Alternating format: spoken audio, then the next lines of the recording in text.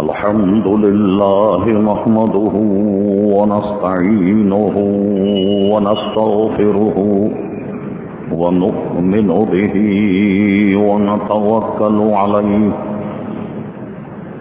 ونعوذ بالله من شرور أنفسنا ومن سيئات أعمالنا من يهده الله فلا مضل له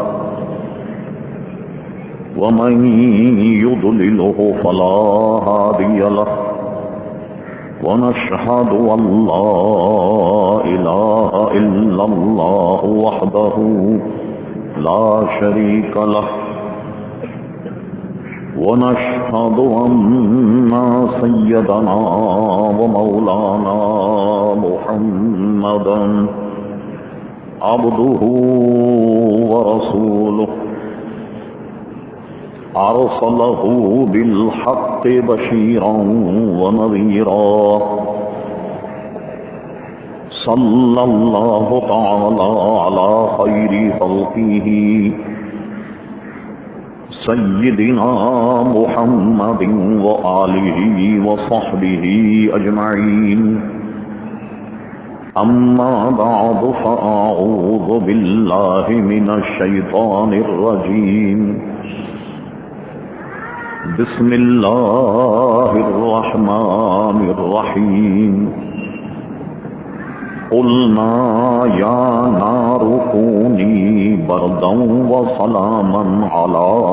إبراهيم صدق الله مولانا العظيم وصدق رسوله النبي الكريم إن الله وملائكته يصلون على النبي يا أيها الذين آمنوا صلوا عليه وسلموا تسليما اللهم صل على سيدنا ومولانا محمد عظيم الجود والكرم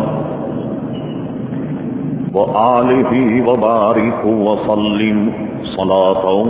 وسلاما عليك يا سيدي يا رسول الله. محترم حضرات،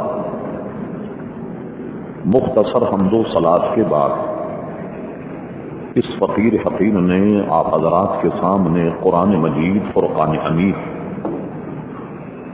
17ویں پارے کی ابتدائی آیات میں سے ایک آیت مقدسہ تلاوت کرنے کا شرف حاصل کیا. قبل اس کے کہ کچھ عرض کیا جائے، اللہ تبارک و تعالیٰ سے دعا ہے کہ وہ اپنے پیارے حبیب لبیب نبی کریم رؤوف الرحیم علیہ افضل الصلاۃ و تسلیم کے صدقے و طفیل مجھے حق کہنے کی توفیق عطا فرمائے. ہم تمام مسلمانوں کو اللہ تبارک و تعالی حق سن کر حق کو قبول کرنے کی اور اس پر عمل کرنے کی توفیق عطا فرمائے. آپ کو یاد ہوگا کہ جو حضرات تسلسل کے ساتھ جمعے کے موقع پر اس بیان کو سماعت فرما رہے ہیں، ہم نے گزشتہ جمعے یہ عرض کیا تھا کہ قرآن مجید فرقان حمید کا ایک بہت بڑا حصہ انبیاء کرام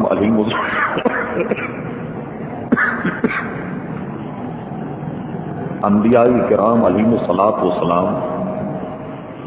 اور اللہ تبارک و تعالیٰ کے نیک بندوں کے قصص پر مشتمل،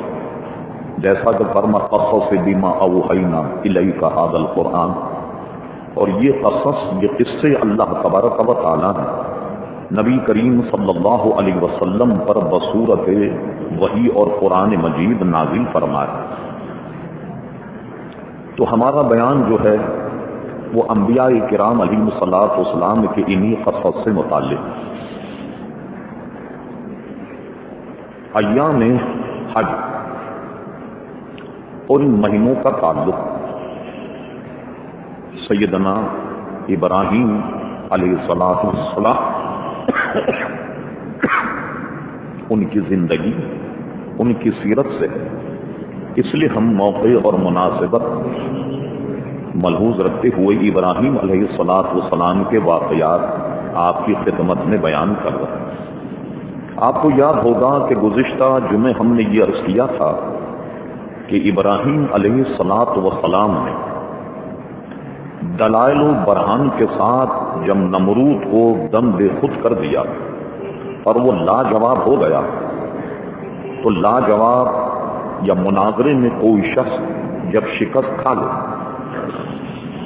تو ماہرین کی رائے یہ ہے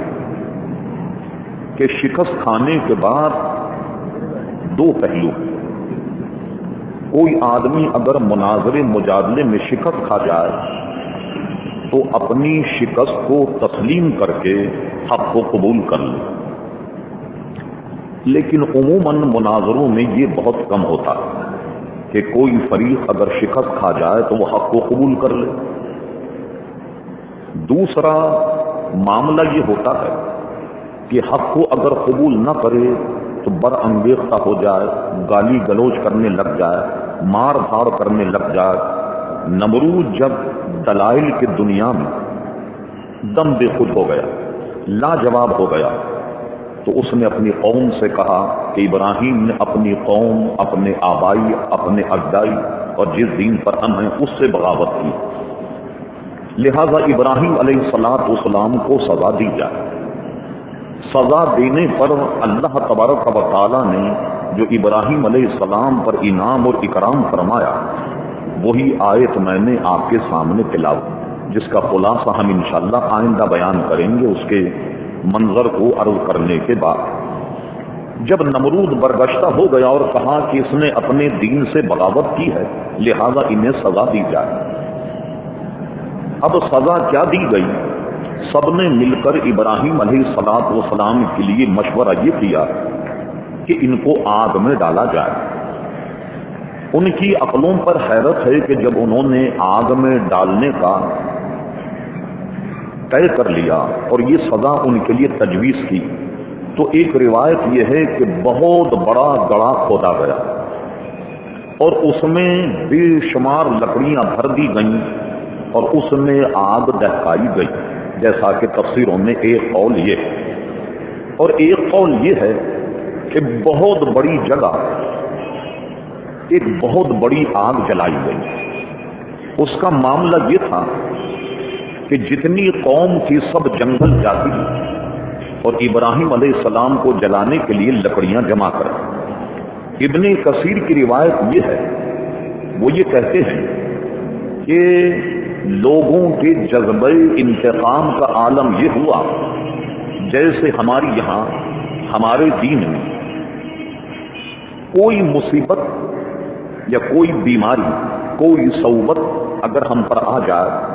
ہم یہ منت مانگتے ہیں کہ ہمارا اگر یہ کام ہو جائے تو ہم بکرا ذبح کریں، بکرا صدقہ کریں یا گائے صدقہ کریں، یا اس کی ایک قسم یہ ہے 10 رکعت نماز نفل پڑھیں یا 2 روزے رکھیں گے، یہ منت کرتے ہیں۔ صرف مسئلے کے اعتبار سے منت اور نظر کی 2 قسمیں، ایک ہے مستحب اور ایک ہے واجب۔ اگر ہم نے یہ کہا کہ ہم 2 روزے رکھیں گے تو 2 روزے رکھنے ہوں گے کب؟ جب وہ کام ہو جائے۔ اسی طریقے سے ہم نے منت کی کہ ہم 4 رکعت نماز نفل پڑھیں گے، جب وہ کام ہو جائے وہ نفل اسے پڑھنا ہوں گے اور اس کا کرنا واجب ہے۔ یہ وہ نظر ہے جو نظر شرعی۔ ایک نظر یا منت عرفی ہے، یوں سمجھ لیں 2 قسمیں اس، ایک یہ کہ اگر ہمارا کام ہو جائے تو ہم فلاں مزار پر جا کر چادر چڑھائیں گے یا پھول کی چادر چڑھائیں گے، یہ مستحب ہے۔ یعنی اگر کام ہو جائے اور کوئی شخص اگر یہ منت کرے کہ فلاں بزرگ کے مزار پر چادر چڑھائیں اور اگر وہ چادر نہ چڑھا سکیں تو کوئی گناہ نہیں ہے۔ عموماً ہماری یہاں عورتوں میں یہ مسئلہ بہت زیادہ ہے کہ اگر ہم نے یہ کہا کہ خواجہ غریب نواز کے مزار پر چادر چڑھائیں گے، اگر اللہ تعالیٰ نے ہمیں لڑکا دیا اور چادر نہیں چڑھائی اور بچہ بیمار پڑ گیا تو سمجھتے ہیں کہ اس کا ٹیٹوا خواجہ غریب نواز نے دبا دیا معاذ۔ اب بتائیے وہ اپنی زندگی میں جو انہیں گالیاں دیتے، جو ان کو کوستے، وہ ان کو درگزر کر دیا کرتے، تو آپ کے بچے پر کیسے ظلم کرے؟ اس لیے شرم یہ استحباب سے ہے۔ اگر کوئی شخص ایسی منت پوری نہ کر پائے تو اس پر شرم کوئی گناہ نہیں، لیکن اگر اس نے منت یہ کی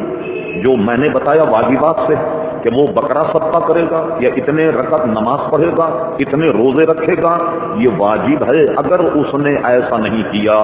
تو وہ گناہ گار ہوگا۔ اور اگر اس نے پیسے خیرات کرنے کی نیت کی، صدقہ کوئی اور اس نے مان لیا یا بکرا ذبح کرے، تو ہمارے علماء کے یہاں سب کے یہاں یہ مسئلہ متفق ہے کہ وہ صدقہ واجبہ اسے دیں گے جو زکوٰۃ اور خیرات کا مستحق ہو، ہاشمی یا سید کو نہیں دیا جائے گا۔ میں صرف یہ بتانا چاہتا تھا اس کے منظر، ہمارے یہاں اس قسم کی منتیں ہوتی۔ ابراہیم علیہ السلام کو جلانے کے لیے وہ احمق قوم کیا منت کرتی کہ میری اماں کی طبیعت خراب، اگر اسے شفا ہو گئی تو میں ابراہیم علیہ السلام کو جلانے کے لیے 1 من لکڑی مہیا کروں گا یا کروں گی، فلاں کام اگر میرا ہو جائے تو ابراہیم علیہ السلام کو معاذ جلانے کے لیے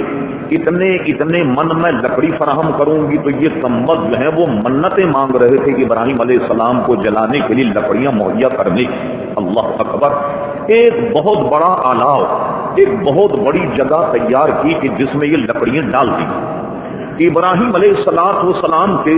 ہاتھ پیر رسی سے باندھ دیے گئے تاکہ ان کو آگ میں ڈالنا ہر طرح سے ممکن ہو جائے، اور اس کے بعد میں تمام صحیح تفسیروں کو سامنے رکھ کر میں اس کا خلاصہ اور اس کا عرق بیان کرتا ہوں کہ اتنا وقت نہیں ہوتا کہ ہر مسئلے کی تفصیل بیان کی جائے۔ جب ابراہیم علیہ السلام کے ہاتھ پر باندھ دیے گئے اور ادھر آگ جلا دی گئی، آپ حیران ہوں گے وہ آگ اتنی بڑی تھی کہ ایک مفسر نے تو یہ تک لکھ دیا کہ ابراہیم علیہ السلام کے لیے جو آگ جلائی گئی کبھی دنیا میں اتنی بڑی آگ کبھی نہیں جلائی گئی، یعنی ایک جگہ اتنی بڑی آگ تھی وہ کہ اس کے علاوہ کبھی شاید دنیا میں اتنی بڑی آگ نہ جلائی گئی ہو۔ آگ جلانے کے بعد اب کیا ہوا، ان احمقوں نے آگ کو اتنا روشن کر دیا، اتنا پھیلا کہ بادل پر پرواز کرنے والے پرندے اس کا شکار ہو جاتے۔ اب انہوں نے آگ تو جلا لی، مگر اب وہی مسئلہ ہوا کہ جناب اب آگ میں ڈالے گا کون، قریب کیسے جائیں، اس لیے کہ قریب جانے تک بھی آدمی جل جائے۔ اللہ اکبر! ابن کثیر کی روایت یہ ہے، ایک تھا عراقی، کیونکہ واقعہ عراق کا ہے، جس کا نام ابن کثیر نے حیزن لکھا۔ اس کمبخت نے یہ مشورہ دیا کہ میں تمہیں ابراہیم علیہ السلام کو آگ میں ڈالنے کی ترکیب بتاتا ہوں۔ ان کا کیا ترکیب کی جائے؟ کہا دیکھو تم لوگ آگ کے قریب تو پہنچ نہیں سکتے، تو تم ایسا کرو کہ ابراہیم علیہ السلام کو آگ میں ڈالنے کے لیے ایک منجنیق بناؤ۔ یہ دیہات میں رہنے والے لوگ اسے جانتے کہ پرندے جب فصل کو خراب کریں اور پرندوں کو بھگانا یا اڑانا ہو تو وہ کیا کرتے ہیں، گلیل نما ایک آلہ، جیسے گلیل ہوتا ہے ایک بڑا ہوتا ہے، اس میں پتھر کو رکھ کر اور اس کے 2 طرف رسی کے ڈورے ہوتے اور اس کو اس طریقے سے گھما کر اس کا ایک سرا چھوڑ دیا جاتا ہے، تو بڑی قوت کے ساتھ وہ پتھر جو ہے وہ اپنے نشانے پہ لگتا ہے۔ اس کے نشان کی الگ ایک طریقہ پرانے زمانے میں پتھر پھینکنے کا تھا اگر کسی کو ہلاک کیا جائے۔ اس نے کہا تم ایسا ایک منجنیق بناؤ، یعنی ایک گلیل نما ایک آلہ ایسا بناؤ کہ جس کو نصب کرنے کے بعد ابراہیم علیہ السلام کو اس میں بٹھا کر اور اس طریقے سے جھولا دے کر اتنی قوت سے پھینکا جائے کہ کسی کو قریب آنے کی ضرورت نہیں اور ابراہیم علیہ السلام آگ میں پہنچ جائے۔ اللہ اکبر! آئیے چند تفسیروں کے حوالے۔ جب ابراہیم علیہ السلام کے ہاتھ پیر باندھ دیے گئے اور اب آگ میں ڈالنے میں کچھ ہی وقت باقی ہے تو عزیزان گرامی ایک روایت میں ہے کہ جبریل علیہ السلام آسمان اور دنیا کے درمیان ظاہر ہوئے۔ حضرت ابراہیم علیہ السلام اللہ کے خلیل جب آسمان اور دنیا کے درمیان وہ ظاہر ہو کر انہوں نے ابراہیم علیہ السلام کو سامنے آن کر کے کہا، ابراہیم علیہ السلام کسی مدد کی ضرورت ہے، کسی تعاون کی ضرورت ہے، کوئی کہنے کو طبیعت چاہتی ہے، میں اسی لیے آیا تاکہ آپ کی خدمت بجا لاؤں۔ اللہ اکبر! ابراہیم علیہ السلام کے استقامت کا عالم یہ کہ وہ استقامت کا ایسا بڑا پہاڑ تھے۔ جبریل امین سے کہا، کہنے کو طبیعت تو چاہتی، بولنے کو زبان تو چاہتی، مگر جبریل تم سے نہیں، جو میری حاجت ہے وہ میرے اپنے رب سے ہے، تم سے کچھ نہیں کہوں گا، تم سے کوئی حاجت بیان نہیں کروں گا، میرا رب میری حالت کو دیکھ رہا ہے، اگر میری کوئی گزارش ہے تو اپنے رب سے ہے، تم سے کچھ نہیں ہے۔ ایک روایت یہ ہے جس کو ابن کثیر نقل کیا کہ بارش برسانے والا فرشتہ ہماتن گوش تیار، اس لیے کہ جو فرشتہ بارش برسانے کا کام جس کے ذمہ ہے وہ اس لیے منتظر تھا کہ دیکھیں اللہ تعالیٰ کا حکم کب آتا، اور اللہ کا حکم آتے ہی اتنی بارش برساؤں گا کہ ساری آگ سرد ہو کر رہ جائے، وہ اپنے طور پر تیار تھا۔ اب آئیے ہمارے کچھ عاقبت نا اندیش لوگوں نے اس میں کچھ مسائل نکالے، میں سمجھتا ہوں تھوڑی سی اس کی وضاحت ہو جائے۔ جبریل علیہ السلام جب آئے انہوں نے کہا کوئی حاجت ہو تو بیان کرو، ابراہیم علیہ السلام نے فرما کوئی حاجت نہیں، میرا رب میری حالت کو دیکھ رہا۔ تو فتویٰ یہ آیا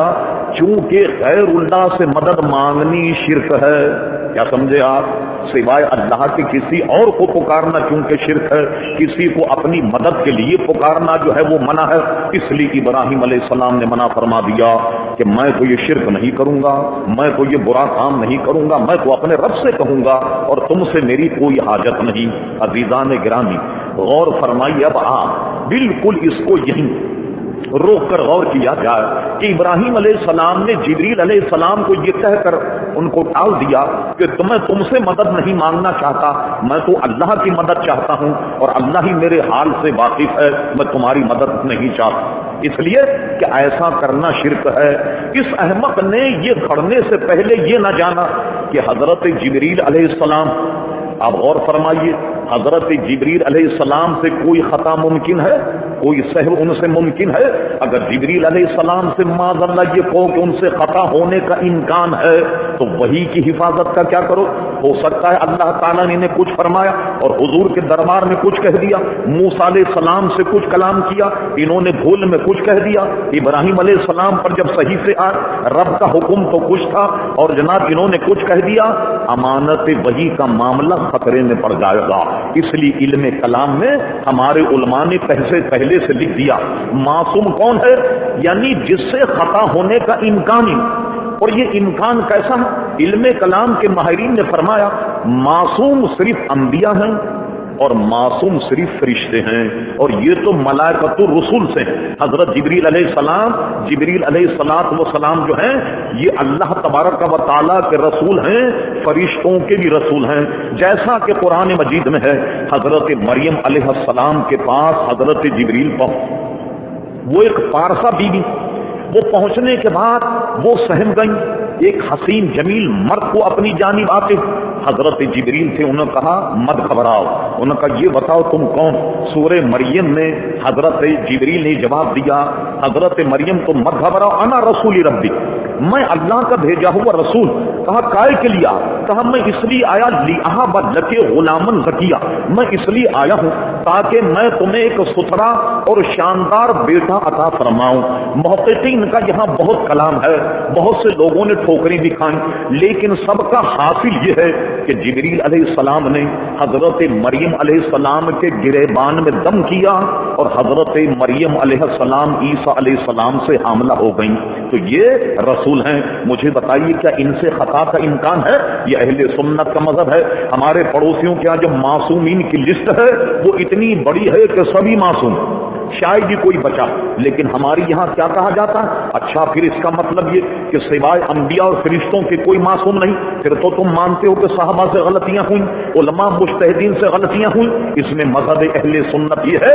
کہ انبیاء سے غلطی نہیں ہوتی، فرشتوں سے غلطی نہیں ہوتی، مگر صحابہ کرام اولیاء اعظام مشائخ اعظام کو اللہ تعالیٰ اپنے رحم و کرم سے ان کو غلطیوں سے محفوظ رکھتا ہے، غلطیوں سے محفوظ رکھتا ہے۔ جس نے یہ بڑا عقیدہ کہ ابراہیم علیہ السلام نے اس لیے منع کیا کہ میں تم سے مدد مانگوں گا تو شرک ہو جائے گا، اس احمق نے یہ نہ جانا یہ شرک کی دعوت جبریل نے دی۔ مجھے بتائیے اور کیجئے ذرا ٹھنڈے دل سے، کیا حضرت جبریل آ گئے کہ مجھ سے شرک کروا لو اور میں تمہاری مدد کے لیے کافی ہوں، میرا ایمان بھی جائے آپ کا بھی جائے؟ یہ ممکن ہے؟ معلوم ہوا کہ یہ فلسفہ غلط ہے۔ اب میں بتاؤں اس میں نقطہ کیا۔ حضرت ابراہیم علیہ السلام نے فرمایا تم سے نہیں، جو حاجت ہے تو اپنے رب سے ہے۔ اس کی وجہ یہ ہے کہ ابراہیم علیہ السلام ہے مخدوم، جبریل علیہ السلام ہے خادم۔ یوں سمجھ لیجیے آپ کسی بہت بڑے سیٹ کے پاس آپ ملازم ہوں تو آپ تو ہیں اس کے نوکر اور وہ ہے آپ کا سیٹ۔ مجھے بتائیے سیٹ بہت بڑا مالدار اپنے ڈرائیور سے کہے کہ ذرا چونی دینا، ایک سگریٹ پینی ہے، شرم آئے گی یا نہیں آئی؟ بلا تشریح بلا تشریح حضرت ابراہیم علیہ السلام نے فرمایا جبریل تم تو ہو میرے خادم، میں تمہارا مخدوم، میں تو اپنے رب سے مدد مانگوں گا، تم سے کیا مدد مانگوں؟ میں اپنے رب سے مدد مانگوں گا، تم سے کوئی مدد کی ضرورت نہیں ہے۔ اچھا اب دیکھیے وقت خدا کرے ہمارا ساتھ دے، یہاں جبریل علیہ السلام نے کہا میں حاضر ہوں آپ کی مدد کے لیے، کوئی مسئلہ ہے تو مجھے بتائیے۔ لیجیے صاحب میں ذرا واقعہ آپ کے ذہن میں تازہ کر دوں۔ حضرت جبریل علیہ السلام معراج شریف میں نبی کریم علیہ السلام کے ساتھ جب پہنچے سدرہ پہنچنے کے بعد جبریل امین نے کہا میں تو اب ایک بال برابر بھی آگے نہیں بڑھ سکتا، آگے تو مقام مصطفیٰ، یوں کہہ لیجئے کہ جہاں جبریل کی حدیں ختم ہو جائیں وہاں سے مقام مصطفیٰ شروع ہوتا ہے۔ اب کیا ہوا کہ جب حضور آگے جانے لگے، لیجئے زبان حال یہ کہہ رہی کہ جبریل تم نے ہمارے باپ پر یہ احسان کیا تھا، جب ہمارے باپ پریشان رسیوں سے بندھے ہوئے جب آگ میں ڈالے جا رہے تم نے آن کر کے کہا کہ کوئی مدد کی ضرورت ہے تو بتاؤ، اب میں تمہارے اپنے دادا کا احسان چکا، اب تم بتاؤ تمہیں کیا ضرورت ہے؟ تمہیں کوئی ضرورت ہے تو بتاؤ تاکہ رب کے خزانے سے اس کی منظوری دلا دی جائے۔ تو آپ جانتے ہیں معراج کے بیان میں ہم نے بارہ کہا جبریل امی کہتے ہیں ہاں ایک خواہش ہے اور وہ خواہش یہ ہے کہ اپنے رب سے یہ بات منوا لیجیے کہ جب آپ کی امت پل صراط سے گزرے تو میں اپنے پروں کو پل صراط پر پھیلا دوں تاکہ آپ کے غلام ساتھ خیریت کے گزر جائیں۔ تو آپ نے دیکھا ہمارے آقا نے ابراہیم علیہ السلام پر جو احسان جبریل امی کا تھا سدرہ پر اسے چکا دیا۔ عزیزان گرامی غرض اب آئیے اصل مسئلے کی جانب۔ حضرت ابراہیم علیہ السلام نے فرمایا تم سے کوئی حاجت نہیں، میرا رب میری حالت کو جانتا ہے۔ اب کیا ہوا سارے فرشتے تیار کہ ابھی حکم ملے اور ابھی آگ کو نیست و نابود کر دیا جائے، اور ابراہیم علیہ السلام کو رسیوں سے باندھ کر من جنیق میں بٹھا کر اللہ اکبر جب آگ میں پھینکا گیا۔ یہ استقامت کی برکت، یہ انبیاء کرام علیہ السلام کا مقام، یہ دین پر شریعت پر ڈٹنے کی برکت۔ اللہ اکبر رب کریم نے اپنے ابراہیم اپنے خلیل علیہ السلام کو بچانے کے لیے نہ جبریل سے کہا، نہ میکائیل سے کہا، نہ اسرائیل سے کہا، نہ اسرافیل سے کہا، کسی سے نہیں، نہ بارش کے فرشتے سے کہا، کسی سے بھی نہیں۔ سبحان اللہ براہ راست آگ کو حکم آ گیا، بغیر فرشتے کی مدد اور واسطے براہ راست آگ پر اللہ تعالیٰ حکم آ گیا اور ارشاد باری تعالیٰ ہوا قلنا یا نار کونی بردم و سلام علی ابراہیم، ہم نے آگ سے فرمایا اے آگ ٹھنڈی ہو جا حضرت ابراہیم علیہ السلام پر، اور ایسی ٹھنڈی ہونا جس میں سلامتی ہو۔ کیا مطلب ہوا؟ ایک قول مفسرین نے نقل کیا یہ اتنا ہی کہہ دینا کافی تھا یا نہیں؟ یا نارو کونی، اے نار ابراہیم علیہ السلام پر ٹھنڈی ہو جا، یہ کیوں فرما سلامن، سلامتی کے ساتھ؟ ایک قول یہ ہے اگر رب کریم آگ سے یہ فرما دیتا، یہ دیکھی ناز برداریاں اپنے انبیاء کرام علیہ السلام کی اللہ تبارک و تعالیٰ کے دربار، اگر یہ فرما دیا جاتا اے آگ ٹھنڈی ہو جا، تو ایک قول یہ ہے ہو سکتا ہے وہ اتنی ٹھنڈی ہو جاتی کہ زیادہ ٹھنڈک بھی آدمی کے لیے نقصان دہ ہے۔ تو فرما دیکھ ٹھنڈی تو ہو جانا مگر ایسے ٹھنڈی ہونا جس میں خلیل کے لیے سلامتی ہو، جس میں امن اور عافیت ہو۔ اس طریقے سے میرے خلیل پر ٹھنڈی ہونا، اس لیے آگ سر پڑ گئی مگر جیسے برف ہوتی ایسا نہیں ہوا۔ ایک روایت میں ہے، یہ ساری روایتیں الحمدللہ میں مستند کتابوں سے بیان کر رہا، ایک روایت میں یہ ہے کہ جب ابراہیم علیہ السلام آگ میں گئے تو آگ میں جاتے ہی ان پر آگ ایسی سرد ہو گئی کہ جو رسیاں بندھی ہوئی تھی یہ ساری رسیاں جل گئی مگر ابراہیم علیہ السلام کا ایک روٹا بھی نہیں جلا۔ اور ایک روایت یہ ہے کہ حضرت جبریل امی اس آگ میں ابراہیم علیہ السلام کے ساتھ ہی کود گئے، اور کودنے کے بعد جبریل علیہ السلام کیا کر رہے، جیسے پہلے میں نے عرض کیا خادم اور مخدوم کا مسئلہ ہے، جتنے دن ابراہیم علیہ السلام آگ میں رہے جبریل امی ابراہیم علیہ السلام کو آگ میں پنکھا جھل رہے تھے۔ ایک روایت یہ ہے ایک فرشتہ جو سائے والا، سائے پر جو موکل اللہ تبارک و تعالیٰ نے اسے بھیج دیا، وہ حضرت ابراہیم علیہ السلام پر سایہ فگن ہو گیا تاکہ ابراہیم علیہ السلام کو کسی قسم کی دقت اور کسی قسم کی دشواری نہ ہو۔ مشہور تابعی حضرت کعب ابن احبار رضی اللہ تعالی عنہ، تحقیق یہ ہے کہ یہ صحابی نہیں بلکہ مشہور تابعین میں سے جنہوں نے ہزاروں صحابہ کرام علیہم رضوان کو دیکھا۔ کعب ابن احبار کا قول مفسرین نے نقل کیا، جب رب کریم نے فرمایا اے آگ ٹھنڈی ہو جا، حضرت کعب کہتے ہیں واللہ جب یہ حکم اللہ تبارک و تعالیٰ کا آگ پر آیا تو پوری دنیا کی آگ ٹھنڈی ہو گئی، پوری دنیا کی آگ ٹھنڈی ہو گئی۔ کعب ابن احبار کا قول یہ ہے کہ اس دن آگ سے کوئی شخص بھی متمتع نہ ہو پایا۔ کیا مطلب کہ جو روٹی پکا رہا تھا آگ ٹھنڈی ہو گئی، روٹی نہیں پک پائی۔ کوئی آدمی چولہے پر ہانڈی رکھے ہوئے تھا اس کی بھی آگ ٹھنڈی ہو گئی اور وہ سالن نہیں پک پایا۔ گویا پوری دنیا کی آگ ابراہیم علیہ السلام کے استقبال میں سب ٹھنڈی ہو گئی۔ یا زبان حال یہ کہہ رہی کہ ساری آگ کو اللہ تبارک و تعالیٰ کا حکم آ گیا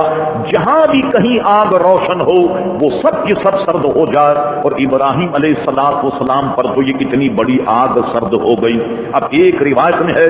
کہ وہ آگ نے ابراہیم علیہ السلام کو نقصان نہیں پہنچایا مگر اتنا ہوا کہ اس کی تھوڑی گرمی سے ابراہیم علیہ السلام کی پیشانی پر پسینے کی بوندیں پیدا ہوئیں۔ وہ جتنے دن آگ میں رہے ایک روایت یہ ہے کہ جبریل امی آپ کی پیشانی سے پسینہ پوچھتے رہے، ایک روایت یہ ہے کہ آپ 40 دن آگ میں رہے، ایک روایت یہ ہے کہ آپ 50 دن آگ میں رہے، اور آگ میں نکلنے کے بعد جب باہر آئے اللہ اللہ ابراہیم علیہ السلام نے ارشاد فرمایا قسم خدا کی مجھے آگ میں 40 یا 50 دن جتنے دن وہ رہے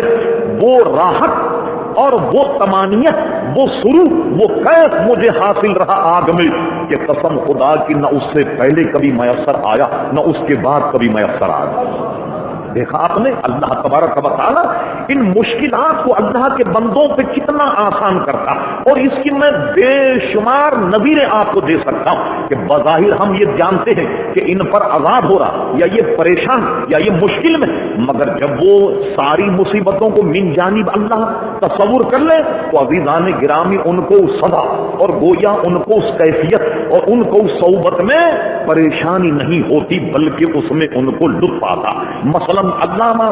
نووی رحمۃ اللہ علیہ اپنی مایا ناز کتاب جو انہوں نے تصوف پر تصنیف کی بستان العارفین میں یہ واقعہ نقل کیا کہ جناب حضرت خبیب رضی اللہ عنہ کو کافروں نے پکڑ لیا، بہت لمبا واقعہ، ان کے ہاتھ پیروں میں بیڑی اور جناب ہتھکڑیاں زنجیریں پڑی ہوئی اور وہ بالکل جکڑے ہوئے تھے کفار اور مشرکین کے نرغے میں، مگر ان پر وہ صعوبت دوسرا آدمی دیکھے تو اس کے کان میں اس کی آنکھوں میں آنسو آتے، مگر حضرت خبیب کو دیکھا کہ وہ مسکرا رہے۔ یعنی اللہ کے بندے اس امتحان میں دل برداشتہ نہیں ہوتے بلکہ اس کو صبر تصور کرتے ہوئے اور اس پر وہ مسکراتے۔ علامہ نووی نے یہ بھی نقل فرمایا کہ بڑی طمانینت کے ساتھ نہ ان کے چہرے پر کوئی پریشانی، نہ پیشانی پر پسینہ، اور نہ جناب کسی قسم کی وحشت نہ دہشت، बल्कि अंगूर के होशे से ताजे अंगूर खा रहे थे। अल्लामा नववी कहते हैं कि मैंने तहकीक की तो पता लगा कि जिस जमाने में हजरत खुबैब मक्का में कैद थे, कसम खुदा की न खजूर का मौसम था न अंगूर का मौसम था, बल्कि वो ताजे अंगूर खा रहे थे। ऐसा लगता है कि ये सारा मामला जन्नत से उनका एहतमाम और इंसराम किया होगा। जितने अल्लाह के नेक बंदे कभी नहीं घबराते। सदुल अफाजिल बदुल ममासिल मुफ्ती नईमुद्दीन मुरादाबादी रहमतुल्लाह नकल फरमाया, हजरत इमाम ज़ोहरी हदीस और फिक्र के बहुत बड़े आलिम दीन, बहुत बड़े आलिम दीन, इमाम ज़ैनुल आबिदीन एक मौके पर बादशाह वक्त खलीफे वक्त के दरबार में पैरों में बेड़ियां हाथों में हथकड़ियां लेकर जब आए और बादशाह के दरबार में बे यारो मददगार बज़ाहिर ऐसे खड़े हुए थे, ज़ोहरी ने जब देखा कि हुजूर अलैहिस्सलातु वस्सलाम का नवासा ये शहजादा नर्म और नाजुक हाथों में हथकड़ियां, नर्मो नाजुक पैरों में बेड़ियां, ज़ोहरी के आंसू निकल आए। वो ज़ारो कतार रोने लगे। इमाम ज़ैनुल आबिदीन ने जब ज़ोहरी को देखा, कहा ज़ोहरी ये क्या बात, क्या चीज है, क्या चीज तुझे रुला रही? कहा मैं इस नर्मो नाजुक हाथों में और पैरों हथकड़ियां और बेड़ियां देख रहा हूं, तो मेरी आंखों से आंसू निकले। और इमाम ज़ैनुल आबिदीन इस्तिक़ामत का पहाड़ तो ने कहा ज़ोहरी तुझे परेशानी हो रही, सुन हमारा हाल, अब देख अपने हाथ। ज़ोहरी कहते हैं कि आनन फानन इमाम ज़ैनुल आबिदीन ने अपने हाथ हथकड़ी से निकाल लिए, बगैर खोल अपने पैर बेड़ियों में से निकाल लिए। उन्होंने कहा ये है हमारा मकाम, देख लिया तूने, अब सुन हमारा रब इसी में राजी है, इसी जेवर में राजी है। ये कहकर अपने हाथ दोबारा हथकड़ी में डाल दिए, अपने पैर दोबारा बेड़ियों में डाल दिए। कहा ये है हमारी शान, क्योंकि हमारा रब इसी जेवर में हमसे राजी है और हम भी उसी से राजी। तो अल्लाह के नेक बंदे बड़ी बड़ी सौबत और मुसीबतों में उनके चेहरे पर कोई परेशानी, कोई दहशत, कोई वहशत के आसार नहीं होते, वो अपने रब से राजी हैं जिस हालत में हो। इसलिए फरमाया कसम खुदा की, इससे पहले न उसके बाद मुझे कभी वो राहत नहीं मिली जो मुझे आग में मयसर आई। यही वजह कि आपने देखा उलमा मशाइख बड़े बड़े कठिन मामले से टक्कर लेते हैं और किसी किस्म के उनमें कोई कमजोरी और कोई जनाब वहशत और दहशत उनमें नहीं देखते, वो इसको रब का इम्तिहान समझते। तो वही हाल इब्राहिम अलैहिस्सलाम का है, वो बिल्कुल परेशान न हुए। और उसके बाद क्या हुआ, कहा मुझे जो राहत उसमें मिली उसके बाद कभी मुझे वो राहत न मिली। और जब आग से निकले, मैंने गुज़िश्ता भी अर्ज किया था, अबू हुरैरा रज़ी अल्लाह अन्हु की रिवायत, मैंने नबी करीम अलैहिस्सलाम को ये फरमाते हुए सुना कि जब इब्राहिम अलैहिस्सलाम आग से बाहर आए, जिब्रील अमी पेशानी से पसीना पोंछ रहे, आज़र वहां खड़ा हुआ था। आज़र जो आपका चचा था, जैसा कि मैंने अर्ज किया कि वो वाली या उनका अब्बा नहीं। आज़र ने जब इतनी बड़ी आग इब्राहिम अलैहिस्सलाम को सही सालिम निकलते हुए देखा तो उसके मुंह से निकल गया, ऐ इब्राहिम जिसे तू अपना रब कहता, जिसे तू अपना खुदा कहता, वो बाअज़मत है, बड़ी अजमत वाला है। वो लगता है कि जिसने तुझे इतनी बड़ी आग से बचा लिया और वो सही सलामत आग से अज़ीज़ान गिरामी आ गए। इब्ने कसीर की एक रिवायत ये का इंतकाल या तो सर में मच्छर घुसने की वजह से हुआ कि वो सरों को पिटवाता और दीवारों में अपना सर मारता। इब्ने कसीर की एक रिवायत यह है कि इब्राहिम अलैहिस्सलाम का हाल देखने के लिए उस जमाने का बादशाह यानी नमरूद भी वहां था आज़र के साथ। जब इब्राहिम अलैहिस्सलाम आग से बाहर आए तो कहता है इब्ने कसीर कि उसके मरने का एक सबब नमरूद का ये हुआ, उसी आग में से चिंगारी निकली और वो नमरूद को लग जाती है। और नमरूद एक तो मच्छर की वजह से सर में जो तकलीफ अजियत वो तो गुजर ही रहा था उस पर, मगर ये आग का एक शरारा उस पर जब लगता है तो उसी की वजह से नमरूद की मौत वाक़ई हुई। और एक रिवायत ये है इब्राहिम अलैहिस्सलाम पर जब ये हालात सारे के सारे गुजरे तो उनकी उम्र सिर्फ उस जमाने में 16 साल थी। वो 16 साल के नौजवान थे जब इन हालात से इब्राहिम अलैहिस्सलाम नबर आज़मा हुए। अज़ीज़ान गिरामी, आपने देखा ये सारे उन पर सौबतें, ये परेशानियां क्यों हैं? मनसब बहुत बड़ा था, بہت منصب بڑا تھا، انی جاعلک للناس اماما، ابراہیم ہم تجھے اس کائنات کا امام بنانے والے ہیں، اس لیے ان سے امتحان اسی قدر کٹھن لیے گئے۔ عزیزان محترم، پھر ابراہیم علیہ السلام جب آگ سے باہر آئے، یہ سارے واقعات ہیں عراق، اور ایک روایت یہ ہے یہ جو سارے واقعات بیتے ہیں یہ عراق کے، اور اس وقت آپ کا مسکن بابل تھا، اور آج بھی آپ عراق اگر جائیں بغداد سے کچھ فاصلے پر، جیسے ہمارے یہاں پرانے شہروں کو محفوظ کر لیا جاتا منجو ڈارو وغیرہ، اس طریقے سے عراق والوں نے وہ پورے بابل جو ہے اس کو محصور کر کے اور اس کے آثار کو اسی طریقے سے باقی رکھا، پرانی عمارتوں کو اسی طریقے سے باقی رکھا تاکہ لوگوں کی پتہ لگ جائے یہ وہ عراق کا شہر ہے بابل، کہ جس میں ابراہیم علیہ السلام نے اپنی زندگی کے وہ ایام جب آپ یہاں تھے اس وقت آپ نے یہاں وہ ایام گزارے۔ ان سب سے نمٹنے کے بعد اب آئیے اللہ کا حکم کیا آیا، اور جو کیجیے بات اسی پر ہے کہ کیسے کٹھن امتحان سے گزرے۔ کہا ابراہیم ہم نے تمہارا مال کا امتحان لیا، تم اس میں کامیاب ہو گئے، اب یہ امتحان تمہاری جان کا تھا، سبحان اللہ تم جان کے امتحان میں بھی کامیاب ہو گئے، اور اللہ کے راستے میں جان دینے سے ذرہ برابر ابراہیم علیہ السلام نہ پھرے، اور اپنی جان کی بھی انہوں نے بازی لگا دی۔ اب کہا ابراہیم تیسرا امتحان یہ ہے، وطن شہر قریہ اپنی بستی سے کسے محبت نہیں ہوتی، فرما اب تم عراق کو چھوڑ دو، اپنا پیدائشی وطن یہ چھوڑ دو، اور یہ چھوڑنے کے بعد ابراہیم علیہ السلام جناب عراق سے شام چلے جاتے ہیں، اور باقی کی زندگی آپ نے شام میں گزاری اور اپنے وطن سے ہجرت کی۔ پھر یہیں کے یہ واقعات، ابراہیم علیہ السلام شام میں اپنی دونوں بیویوں کے ساتھ حضرت سارہ حضرت ہاجرہ رضی اللہ تعالیٰ عنہما ان کے ساتھ زندگی گزار رہے تھے۔ اب ایک امتحان ان سے اور لیا گیا، وہ امتحان یہ تھا کہ ابراہیم تم نے وطن کو بھی فراموش کر دیا، اس امتحان میں بھی تم کامیاب ہو گئے، اب ایک تم سے کٹھن امتحان لیا جاتا، وہ یہ ہے کہ اپنے ایک زن اور فرزند یعنی حضرت ہاجرہ اور ان کے بیٹے جو آپ کے بھی بیٹے اسماعیل علیہ السلام، ان کو لے جا کر جنگل میں چھوڑ کے آ جاؤ جہاں مکہ کی سرزمین ہے۔ ابراہیم علیہ السلام اپنی ایک بیوی، ان سے جو بچہ حضرت اسماعیل علیہ السلام، ان دونوں کو لے کر کے شام سے سفر کرنے کے بعد اس جگہ آئے جس کو آج مکہ کہا جاتا ہے۔ اس مکہ میں اپنے زن اور فرزند کو چھوڑ کر ابراہیم علیہ السلام اب جانے لگے۔ حضرت ہاجرہ سب پریشان، یہ کیا معاملہ، یہ کیسے چھوڑ کر جا رہے ہیں؟ اب دیکھیے اس امتحان میں رب سے یہ نہیں کہا مولا نہ وہاں کوئی مددگار نہ کوئی ہمدم نہ مونس، میں اپنے بال بچوں کو کس کے آسرے پہ چھوڑ آؤں، بس اللہ کا حکم آیا اپنے بیوی بچے کو وہاں چھوڑ کر جب جانے لگے حضرت ہاجرہ ان کے پیچھے دوڑی، ابراہیم یہ کیا معاملہ، یہاں ہمیں کس کے سپرد کر کے جا رہے، یہ کیا سلسلہ جو ہماری سمجھ میں نہیں آتا۔ ابراہیم علیہ السلام سے پوچھا یہ بتاؤ کیا اللہ کا حکم یہی ہے؟ انہوں نے کہا ہاں میرے رب کا حکم یہی ہے کہ یہ میرا امتحان ہے گویا کہ میں تمہیں چٹیل میدان میں چھوڑ کے آ جاؤں۔ کہا ابراہیم بس ایک بات اور بتاتے جاؤ، اور وہ بات یہ ہے کہ چٹیل میدان میں تم کس کے سپرد کر کے جا رہے ہو؟ اللہ اللہ، ابراہیم علیہ السلام استقامت دیکھی، آپ نے فرمایا اپنی زوجہ سے میں تم دونوں کو اللہ کے سپرد کر کے جا رہا ہوں، فرمایا اب تم اطمینان سے چلے جاؤ، اس لیے کہ جس کے سپرد تم کر کے جا رہے ہو وہ ہمیں ضائع نہیں کرے گا، یقیناً ہماری وہ مدد کرے گا۔ یہ کیسے کٹھن امتحان ہے، اور اس میں سب سے اہم پہلو عزیزان گرامی یہ ہے، سوچنے والا ذہن عقل و خرد کا مالک ہو، اس میں یہ سوچئے کہ جب بھی کوئی ایسا امتحان دیا ابراہیم علیہ السلام نے اس کا سبب نہیں پوچھا،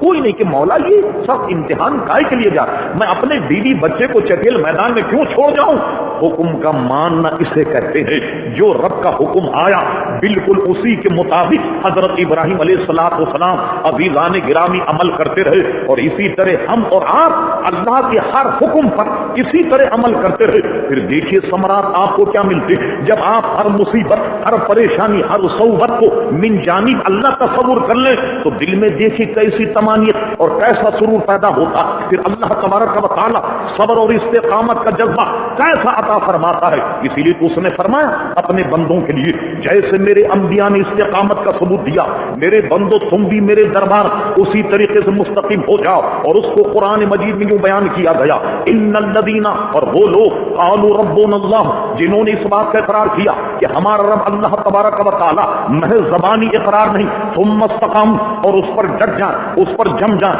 اس پر استقامت کریں. تو جانتے ہو پھر اس کا ثمر کیا, تتنزل علیہم الملائکۃ, تو ایسے لوگوں پر فرشتے نازل ہوتے, اللہ تخافوا ولا تحزنوا, اے مرد مومن اب تجھے ڈرنے کی ضرورت نہیں, اب تجھے حزن اور ملال کی ضرورت نہیں. وابشروا بالجنۃ التي کنتم توعدون, ہم اس لیے آئے تاکہ تجھے جنت کی بشارت دیں جس کا وعدہ اللہ نے تجھ سے کیا.